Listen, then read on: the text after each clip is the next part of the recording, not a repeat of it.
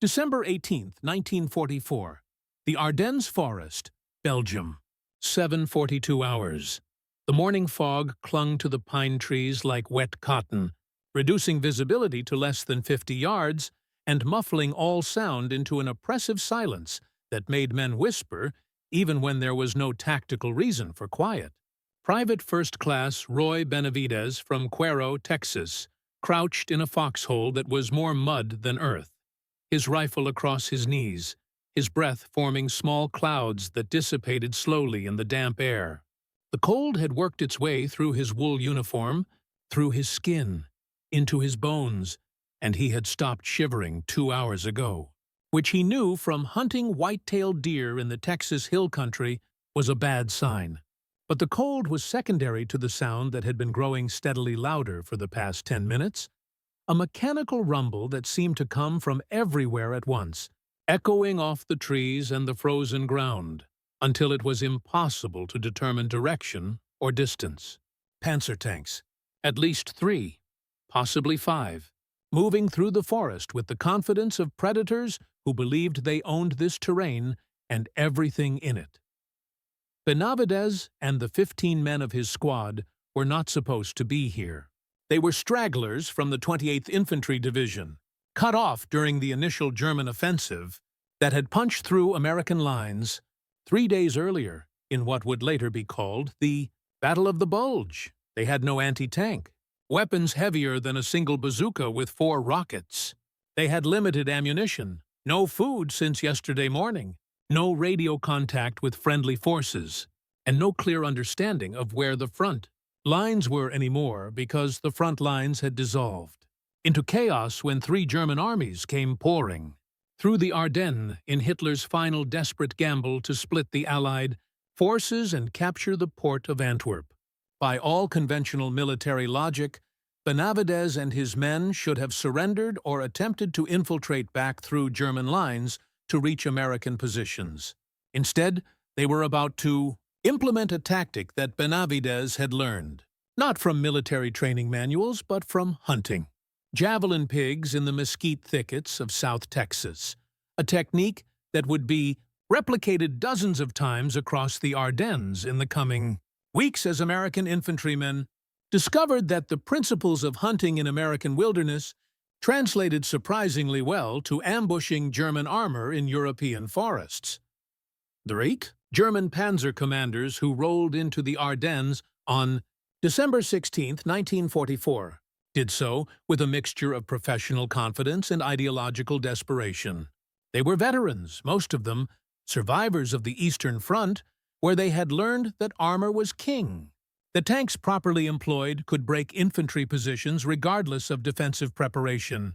That mobility and firepower combined to create a tactical advantage that only other tanks or dedicated anti-tank weapons could challenge.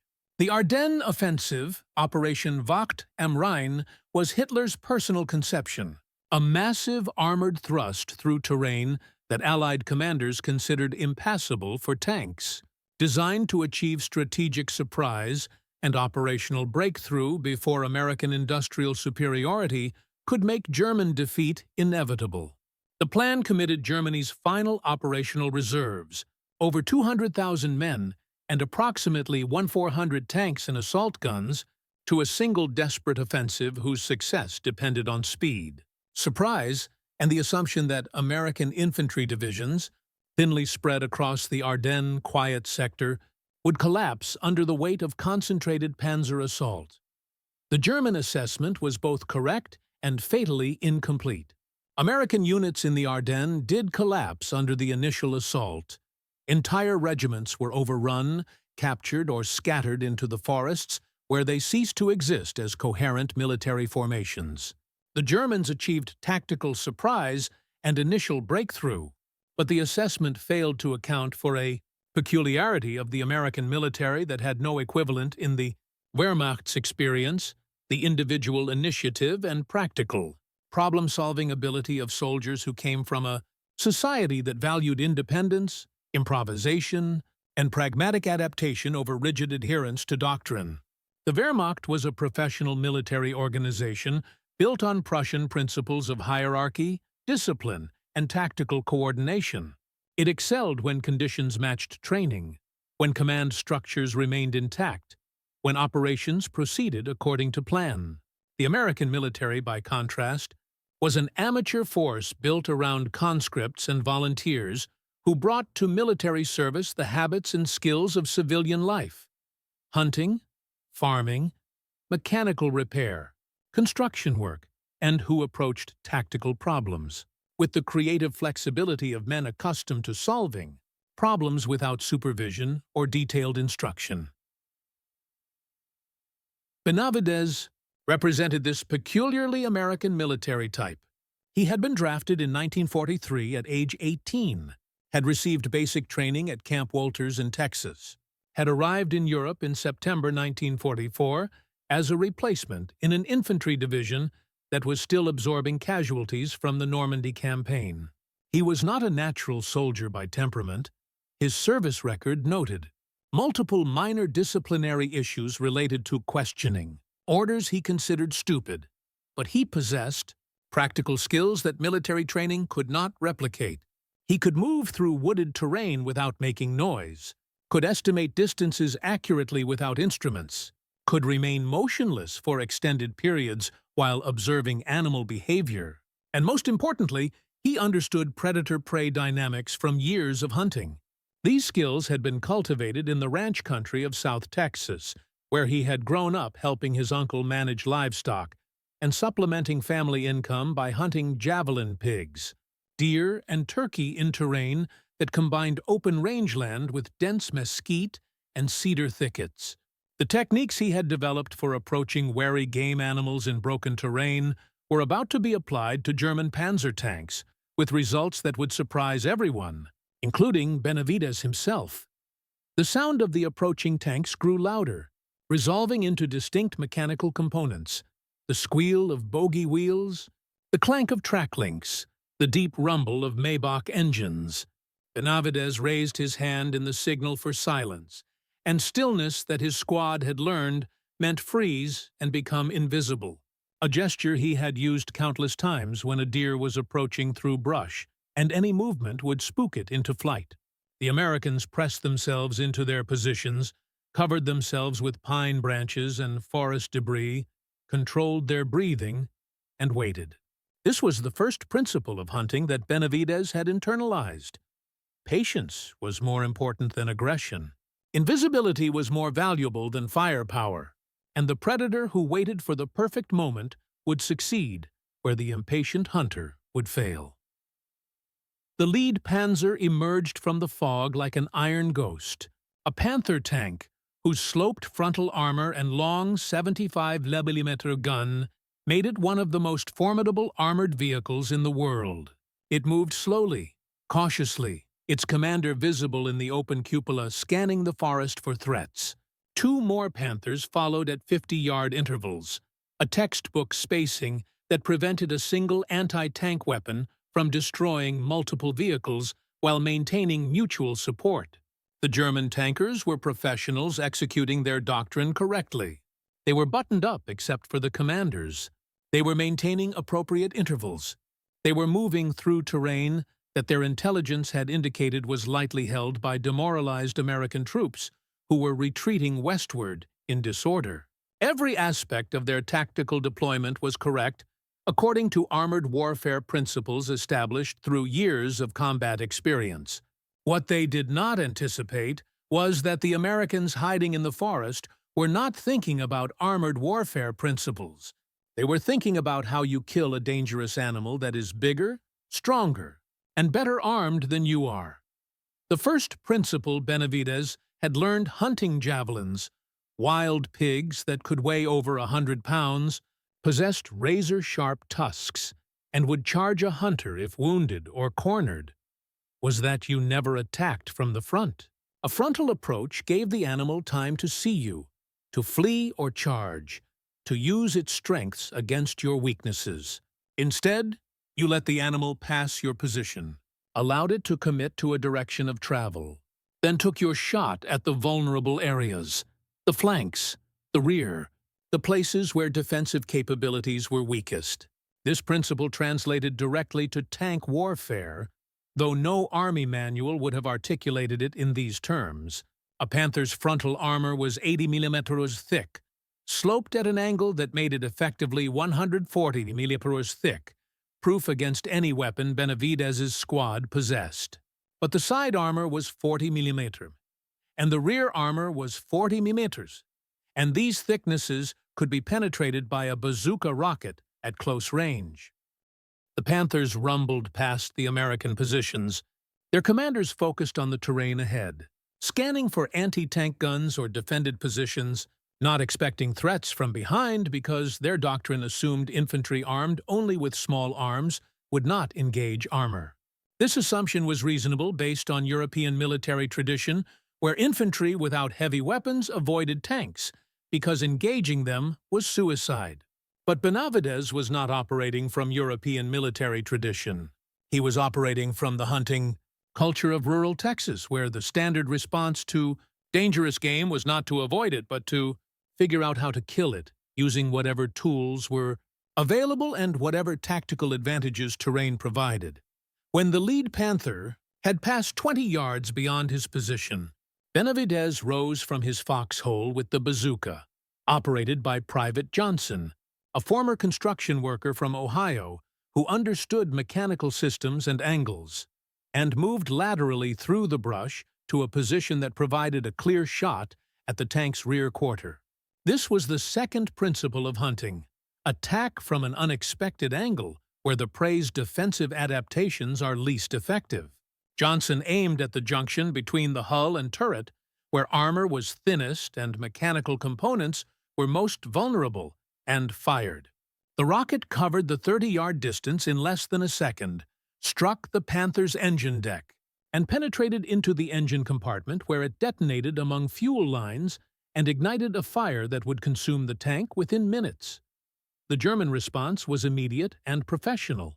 The second and third Panthers pivoted their turrets toward the source of the attack, their machine guns opening fire, their commanders shouting orders over the radio net.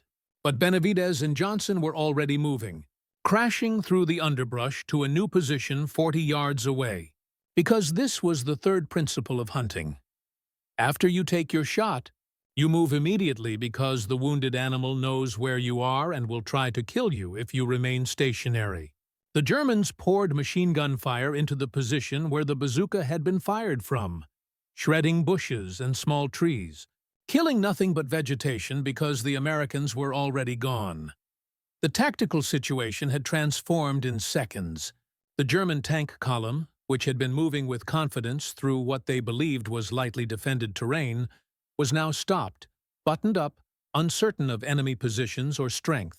The lead Panther was burning, blocking the narrow forest trail and preventing the vehicles behind from advancing or easily retreating.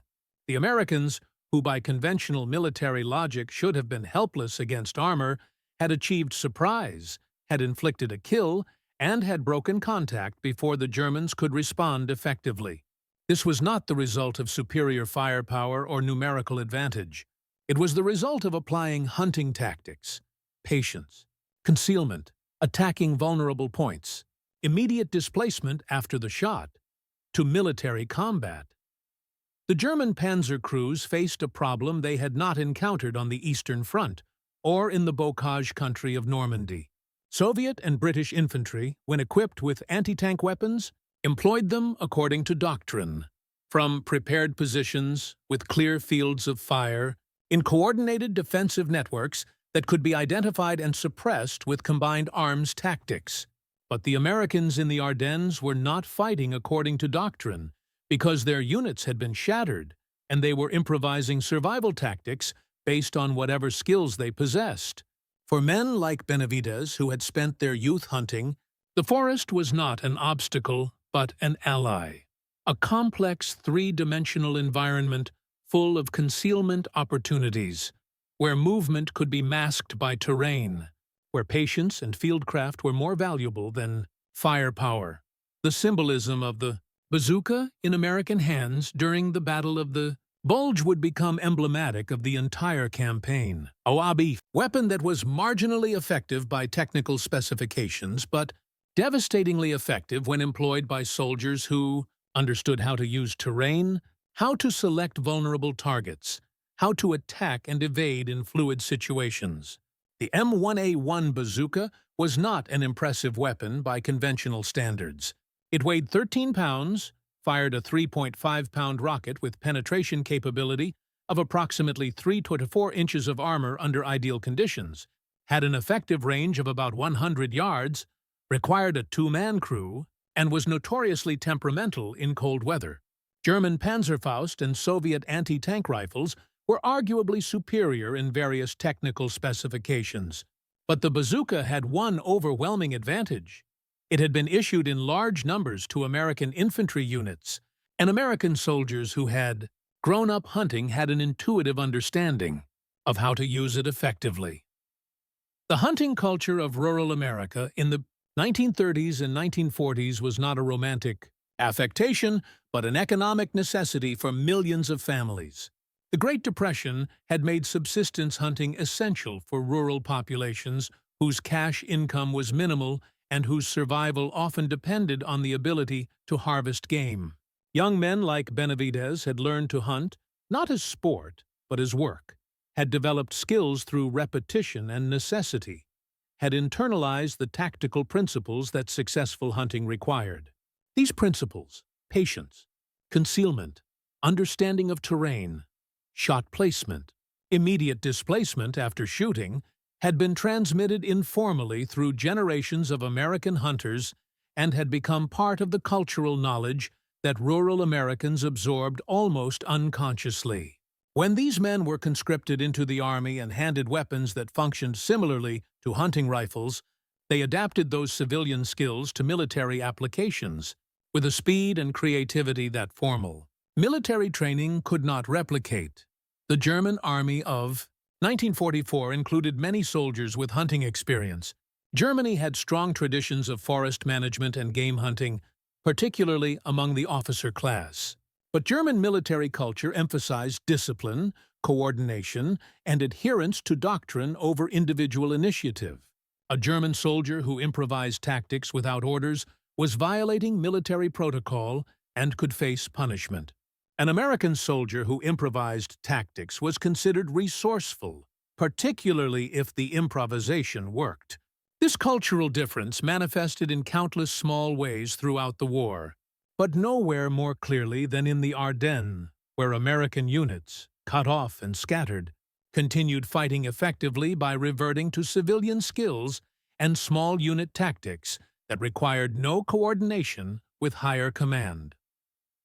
Over the next 3 hours, Benavidez's squad destroyed 2 more German tanks using variations of the same basic tactic: allow the tanks to pass, attack from unexpected angles, hit vulnerable points, displace immediately. They also killed approximately 20 German infantry who were accompanying the tanks, using ambush techniques that were direct adaptations of hunting methods. The Germans, for their part, were caught in a tactical dilemma that armor has always faced in close terrain. Tanks are powerful but vulnerable, effective in open ground but constrained in forests, dependent on infantry support but capable of moving faster than infantry can follow. The American infantry, by refusing to engage frontally and by attacking only when they possessed overwhelming positional advantage, negated the tank's primary strengths while exploiting their inherent vulnerabilities. The psychological impact on the German panzer crews was significant and cumulative. Tankers are accustomed to being the hunters, to having firepower and protection advantages that make them dominant on the battlefield, to become the hunted, to be stalked through forests by invisible infantry armed with short-range weapons, to be killed from behind without warning, to be unable to identify enemy positions or predict when the next attack would come, inverted the psychological dynamic that armored warfare doctrine assumed. After several such ambushes, German tank commanders became increasingly cautious, increasingly reluctant to advance through forested terrain without extensive infantry reconnaissance, increasingly convinced that the Americans they were facing were more dangerous and capable than intelligence. Assessments had suggested This perception was not entirely accurate. The Americans, fighting in the Ardennes, were not elite troops, were often disorganized and undersupplied, and would have been swept aside by concentrated German assault under open terrain conditions. But in the forested, broken terrain of the Ardennes, their civilian skills gave them advantages that compensated for deficiencies in training and equipment. The Wehrmacht's operational timeline for the offensive assumed that American infantry would be rapidly overwhelmed and that panzer columns would advance quickly to seize key objectives. Instead, the advance bogged down as every forest track, every village, every crossroad became the site of small unit actions where American infantry used terrain and improvisation to delay, disrupt, and occasionally destroy German units. The battle continued throughout December 18th and into the following days. Benavidez's squad eventually linked up with other American stragglers and formed an ad hoc defensive position that held a critical crossroads for 3 days, preventing German armor from advancing along a route that would have threatened the flank of American forces defending Bastogne. They were eventually relieved by elements of the 101st Airborne Division, at which point Benavidez had been awake for approximately 60 hours, had not eaten in 2 days, and had expended all of his squad's bazooka rockets and most of their small arms ammunition. His after-action report, filed weeks later when military bureaucracy caught up with operational chaos, noted laconically that terrain and fieldcraft favored defensive operations against armor and recommended that hunting skills should be considered during soldier selection and training for infantry specialties. The report was read, filed, and forgotten because, by the time it reached anyone who might have implemented its recommendations, the war in Europe was nearly over. But the tactics that Benavidez and dozens of other American soldiers improvised during the Battle of the Bulge entered the informal knowledge network that constitutes practical military expertise. Veterans told stories, lessons were absorbed, techniques were refined and transmitted.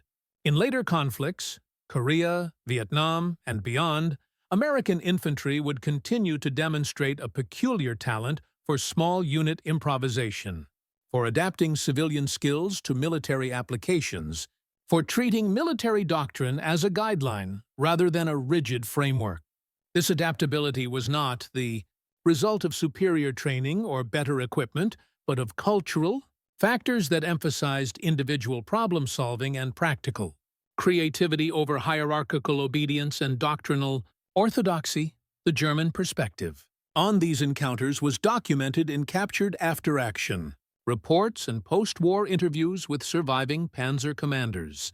Oberleutnant Heinrich Steinberg, commander of a Panther company that operated in the northern sector of the Ardennes offensive, described his experience in an interview conducted in 1952. The American infantry fought differently than Russians or British. They did not defend positions in the traditional sense. They seemed to be everywhere and nowhere. We would advance through a forest that our reconnaissance indicated was empty, and suddenly a bazooka round would strike from behind, from the side, from positions we had already passed. When we attempted to suppress these attacks, the Americans would be gone. It was like fighting ghosts, or like being hunted by snipers who could kill tanks. Our doctrine assumed infantry without heavy weapons would avoid armor engagement. This assumption proved incorrect. The Americans engaged us constantly, inflicted steady casualties, and destroyed our advance timeline even though they never won a conventional battle. Steinberg's observation highlighted a fundamental difference in how the two armies conceived of infantry-armor interaction. German doctrine, like most European military doctrine, assumed that infantry and armor operated in a hierarchical relationship where armor was superior and infantry either supported armor or defended against armor using dedicated anti-tank weapons in prepared positions. The American approach, influenced by cultural factors and individual initiative, treated infantry and armor as separate problem sets where infantry adapted their tactics to whatever situation they faced, including hunting tanks with light weapons when necessary. This was not superior doctrine, By conventional measures, it was actually inferior doctrine, but it proved surprisingly effective in the specific circumstances of the Ardennes battle. The bazooka itself became, in American military culture, a symbol of the citizen soldier's capacity to confront and defeat seemingly superior enemy forces through cleverness and courage. The weapon was featured prominently in training films, propaganda posters, and media coverage of the European campaign. The iconic image of an American soldier, usually depicted as young, determined, and representative of Middle America, crouching in a foxhole with a bazooka over his shoulder, became shorthand for American military identity. This symbolism was not accidental. The bazooka represented democratic military values. It was a weapon that empowered the individual soldier, that required skill rather than specialized training, that allowed small units to challenge heavy armor, that embodied the principle that free citizens equipped with adequate tools could defend themselves against tyranny's most powerful instruments. The reality was more complex than the symbolism suggested. Many American soldiers disliked the bazooka, considered it unreliable, and preferred to avoid tank engagement entirely when possible. The weapon's effectiveness was highly dependent on tactical circumstances. It was devastating in ambush situations at close range, but nearly useless in open terrain or at longer distances. But the symbolic meaning of the bazooka transcended its technical specifications. It represented the idea that American forces succeeded not through superior technology or numerical advantage alone, but through the individual capabilities of soldiers who brought civilian skills, democratic values, and improvisational creativity to military challenges. The Battle of the Rhone Bulge would ultimately be decided not by small unit actions like Benavidez's ambush, but by larger strategic factors: the arrival of reinforcements, the clearing of weather that allowed Allied air power to operate, the exhaustion of German fuel supplies, and the fundamental material imbalance between Allied and German forces. But the small unit actions mattered because they disrupted German operational timelines, prevented the rapid breakthrough that the offensive required, and bought time for Allied command to organize an effective response. Every hour that German panzer columns were delayed by American infantry ambushes was an hour that allowed reinforcements to arrive, supplies to be repositioned, defensive lines to be established. The aggregate effect of thousands of small delaying actions was to transform Operation Wacht am Rhein from a potential strategic breakthrough into a costly failure that exhausted Germany's final reserves and made the eventual Allied victory inevitable. Benavidez would survive the war, would return to Texas, would work as a ranch hand, and later as a supervisor for the Army Corps of Engineers. He would occasionally tell the story of his time in the Ardennes to family members and fellow veterans, though he found it difficult to convey the specific texture of the experience. The cold, the fear, the strange translation of hunting skills into combat tactics, the discovery that the principles he had learned stalking javelin pigs through mesquite thickets applied to stalking German tanks through Belgian forests.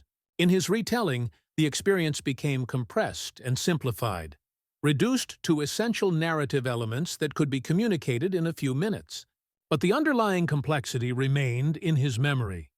The recognition that survival in combat often depended less on formal training than on practical skills and cultural knowledge.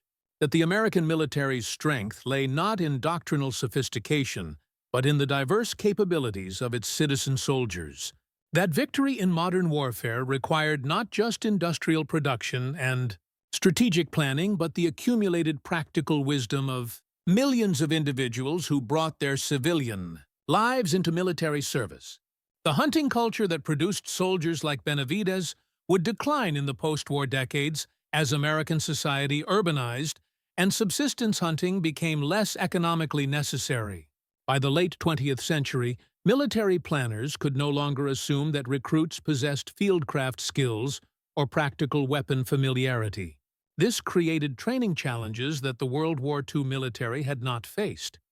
Soldiers had to be taught basic outdoor skills that earlier generations had absorbed unconsciously through civilian life. But the broader principle that Benavides exemplified, that military effectiveness could emerge from civilian capabilities rather than only from formal training, remained relevant. American military culture continued to value individual initiative, adaptability, and creative problem-solving, and these values continued to produce tactical innovations that more hierarchical military organizations struggled to replicate. The German Panzer forces would ultimately fail to achieve their objectives in the Ardennes. The offensive ground to a halt in late December as fuel supplies were exhausted, Allied reinforcements arrived, and the weather cleared enough to allow devastating air attacks on German columns. By mid-January 1945, German forces had been pushed back to their starting positions, having suffered approximately 100,000 casualties and losing irreplaceable amounts of armor, vehicles, and supplies.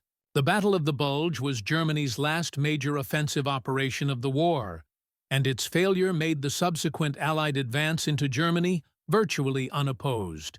The small unit actions like Benavides's ambush were footnotes in the larger strategic narrative, but they were essential footnotes. Without the cumulative delay imposed by thousands of American infantry soldiers who refused to be swept aside, the German offensive might have achieved breakthrough, might have captured fuel dumps and supply centers, might have extended the war by months. The lessons of the Ardennes battle were absorbed into American military doctrine in subtle ways. Post-war training increasingly emphasized small unit tactics, infiltration techniques, and individual soldier initiative. The bazooka was eventually replaced by more effective anti-tank weapons, but the principle it represented, that infantry should be equipped to engage all types of enemy forces rather than relying exclusively on combined arms support, became foundational to American infantry doctrine. The hunting skills that men like Benavides brought to the battlefield were recognized as valuable even if they could not be easily replicated through formal training programs. Military planners began to appreciate that the American military's strength lay partly in intangibles, cultural factors, individual creativity, practical problem-solving, that could not be measured or quantified, but that provided genuine tactical advantages. The symbolic resonance of the bazooka extended beyond military circles into broader American culture. In the 1950s and 1960s, the bazooka appeared frequently in films, television shows, and popular media as a representation of American martial virtue. The citizen soldier, armed with adequate tools, confronting and defeating tyranny through courage and skill. This cultural representation was partly propaganda, but also partly truth. The American military in World War II was genuinely a citizen military, composed primarily of conscripts and volunteers who had been civilians and would return to civilian life, who brought civilian skills and values into military service, and who approached combat with a pragmatic flexibility that professional military organizations sometimes lacked. The bazooka, as a weapon that empowered the individual soldier to challenge heavy armor, became a perfect symbol of this democratic military ethos.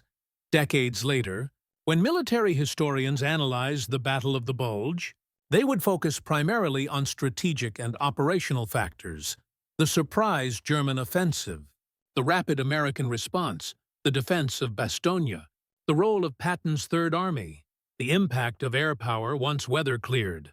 The small unit actions received less attention because they were difficult to document and analyze.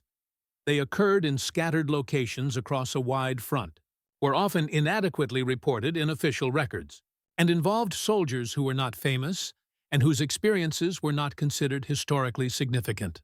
But these small unit actions were, in aggregate, decisive. They disrupted German operational timelines, prevented breakthrough, and demonstrated that American infantry, even when cut off and undersupplied, could fight effectively using improvised tactics and civilian skills. Benavides's specific contribution was never officially recognized. He received no decoration for his actions on December 18, 1944, because the paperwork was lost in the chaos of the battle and because his squad's engagement was one of hundreds of similar actions that occurred during the German offensive. He did not seek recognition. Like many veterans of his generation, he considered military service a duty rather than an opportunity for glory, and he was uncomfortable with the notion that his actions were particularly heroic or noteworthy. But his experience represented something essential about American military culture in World War II: the capacity of ordinary citizens, drawn from diverse backgrounds and equipped with diverse skills, to adapt to military challenges using whatever resources and knowledge they possessed. The bazooka that Benavidez's squad used to destroy those German Panthers was a simple weapon: a tube, a rocket, a basic optical sight. It required no sophisticated training to operate, no elaborate maintenance, no specialized expertise. It was, in essence, the military equivalent of a hunting rifle, a tool that extended the individual's capacity to confront threats, that required skill and courage to use effectively, but that was fundamentally accessible to anyone with basic competence. This accessibility was central to its symbolic meaning. In a hierarchical military organization where specialized weapons required specialized training and where effectiveness depended on maintaining rigid command structures, the bazooka represented democratic military values. It empowered the individual soldier. It allowed small units to operate independently. It treated combat as a problem to be solved by practical skills rather than a ritual to be performed according to doctrine. The German military never developed an equivalent tactical flexibility because their cultural and institutional frameworks did not value individual initiative in the same way. German soldiers could be extraordinarily effective when operations proceeded according to plan, when command structures remained intact, when their superior training and doctrine could be applied to tactical situations. But when situations became chaotic, when command and control broke down, when adaptation and improvisation were necessary, German units often struggled because individual soldiers had been trained to follow orders rather than to think independently. This was not a deficiency in German soldiers. They were often individually courageous and skilled, but a difference in military culture that stemmed from deeper cultural values about authority, hierarchy, and the relationship between individual and institution. The E2 contrast became most visible in battles like the Ardennes, where circumstances demanded rapid adaptation and where small unit independence was essential. American forces, cut off and surrounded, continued fighting effectively because individual soldiers and small units could make tactical decisions without orders, could adapt their methods to circumstances, could apply civilian skills to military problems.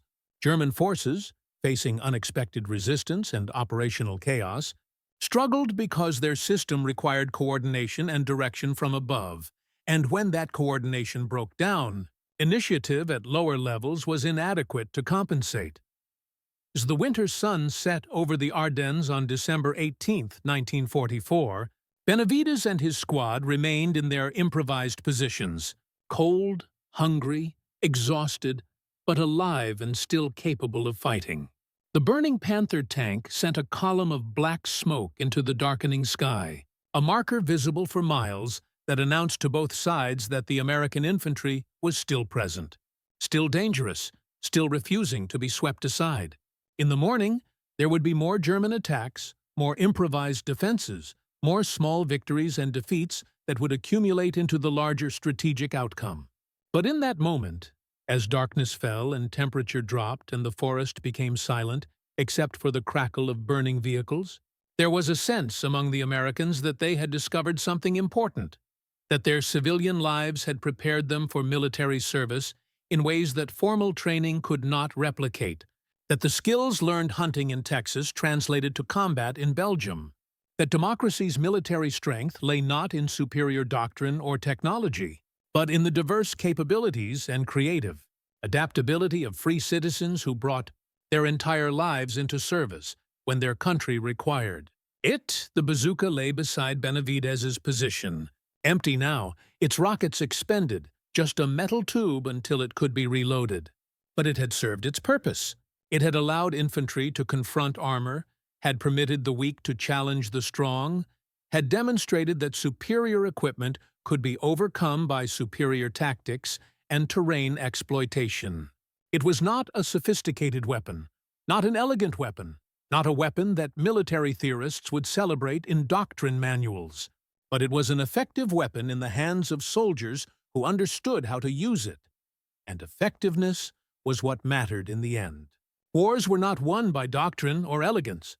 They were won by soldiers who improvised solutions to immediate problems, who adapted their skills to circumstances, who fought with whatever tools they possessed and whatever knowledge they had accumulated through their lives.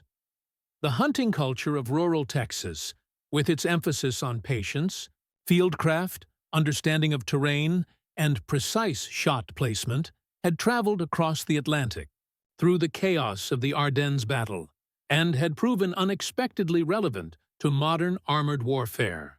This was not a lesson that could be easily codified or transmitted through formal training. It was a lesson about the value of diverse experience, about the military utility of civilian skills, about the way democratic societies produced soldiers who brought creativity and adaptability to military challenges.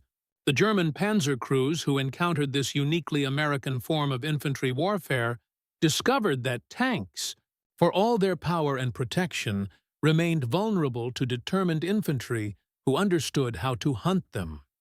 In the end, the Battle of the Bulge would be remembered for dramatic moments: the defense of Bastogne, Patton's rapid relief operation, McAuliffe's nuts response to German surrender demands.